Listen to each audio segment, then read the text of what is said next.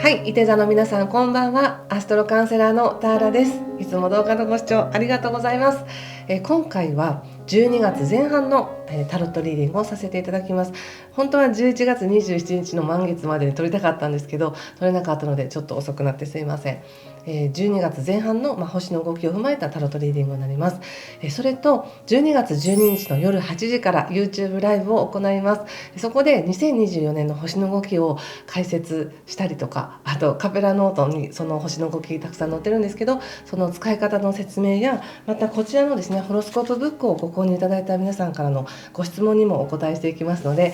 ご興味ある方、来年のこと聞きたい方はぜひご参加ください。概要欄に詳細載せていますので、そちらもご覧ください。それでは早速いきましょう。今ねちょうどお誕生日を迎えている方もいらっしゃると思うので、おめでとうございます。ちょっといきますね。12月前半のタロットリーディング、何かしらいいヒントになりますように。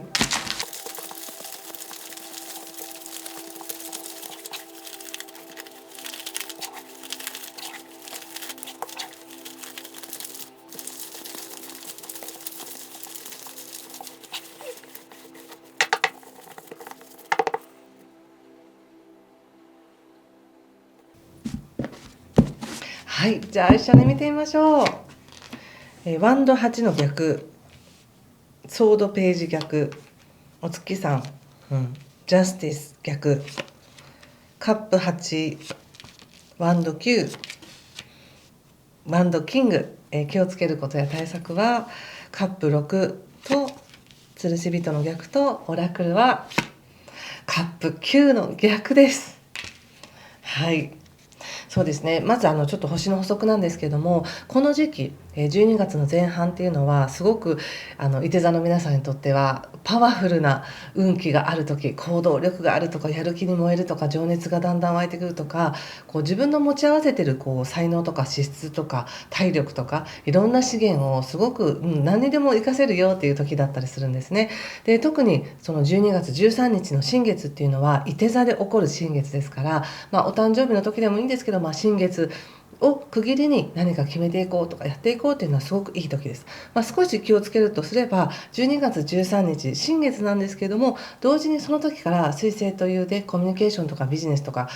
そういう流通関係が少し乱れやすい時期になりますので、これは来年の1月2日まであるんですよね。なのでそんなに気にしすぎる必要はないんですけれども、予定が変更になりやすかったり、自分の考えももう一度ちょっと戻って確認したくなったりする時なので、できたら12月前半までにいろんな予定を立てておくのがいいかなと思います。はい、でそれを踏まえた上でちょっとこのカードを見させていただくと、なんだかね勢いがあるのはなんとなく感じているっていう方も多いんじゃないかと思うんですね。でその勢いを自分が生かしきれてないんじゃないかっていう気持ちに、なっているのかなって感じがするので、そこはねそんなに気にしないでください。今自分ができていることや感じていることがもうベスト。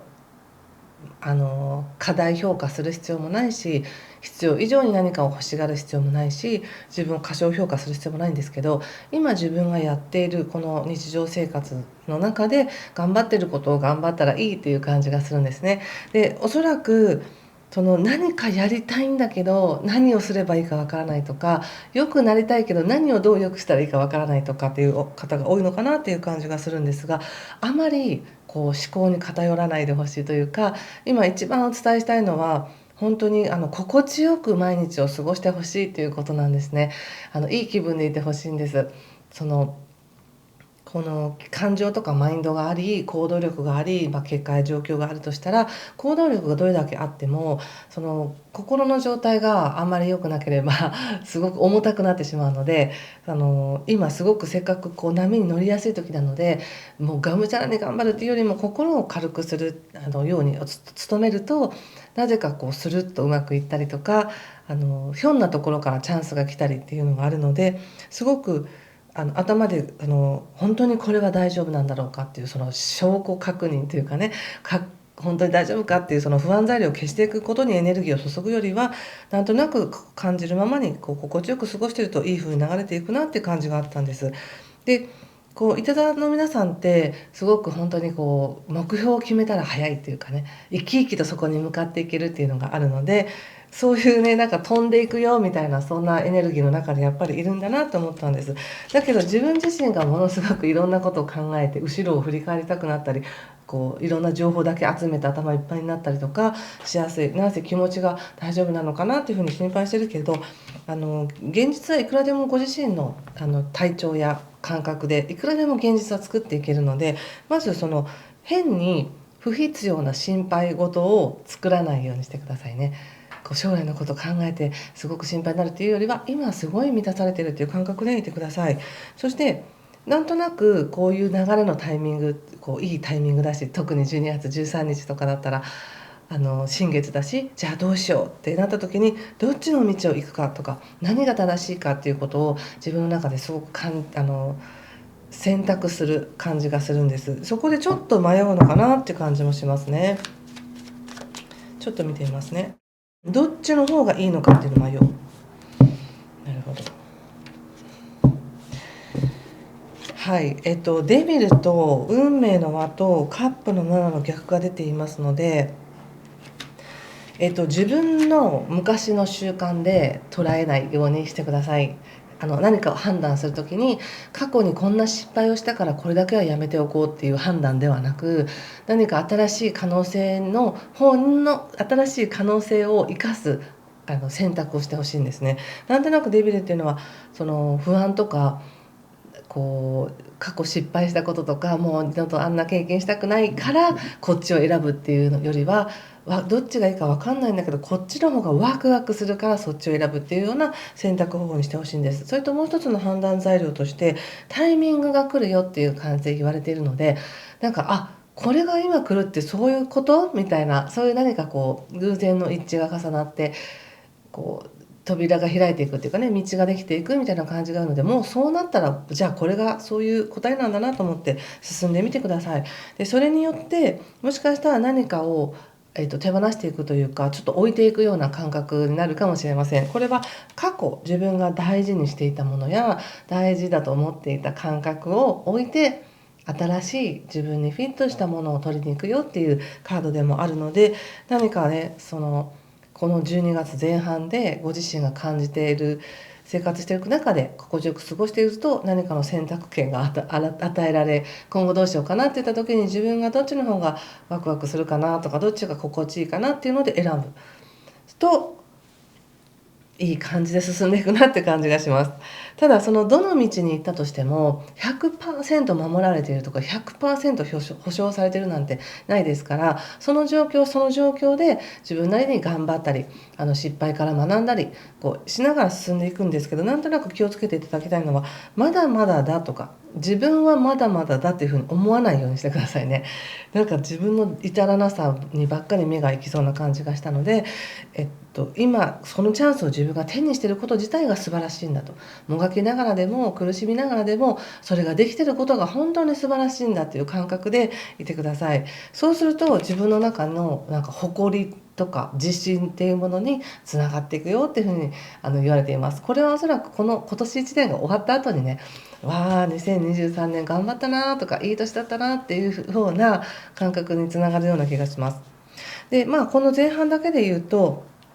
とにかくね、何かね、一生懸命考えてるって感じがするんですね。どっちがいいかを一生懸命考えてる。でも先ほど言ったように、考えて、なんかリスクヘッジで決めるというよりは、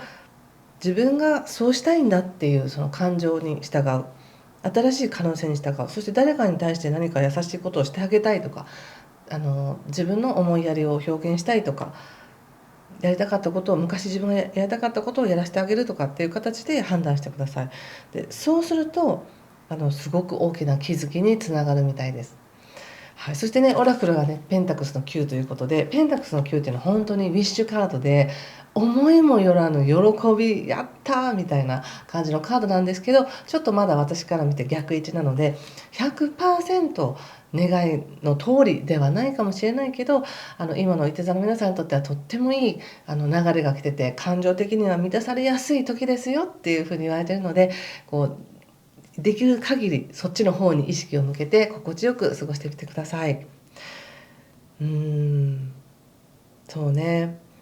ビジネスで言うと、